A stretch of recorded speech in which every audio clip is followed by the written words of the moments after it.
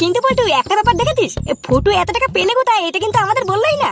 আবার কি বললো শুনেছিস, রাতে নাকি আমাদেরকে মালও খাওয়াবে। এই ব্যাপারটা কি হচ্ছে বলতো? ও বারে অত বালছে নিয়ে আমাদের লাভ নেই, ফিরি ফিরি মাগনে পাচ্ছি ধুনে দেবো, কি বলিস? এই ফুটু কোথায় রে? আরে কাকু যে এই ফুটো তো এখন এখানেই ছিল, কোথায় যেন গেল। তুমি 2 মিনিট বসো, চা বিস্কুট খাও, ফুটো এখনই চলে আসবে।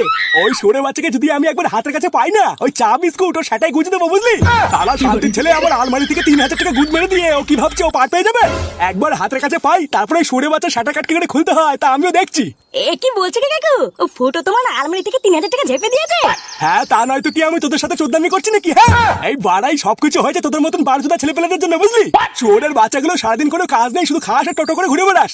শেষমেশ আমার ছেলেটারও তোরা মাথা কামড়ে খাচ্ছিস। তোদেরকে কতবার বলেছি না আমার ছেলের সাথে মিশবি না? কিন্তু কাকু আমরা কি করলাম?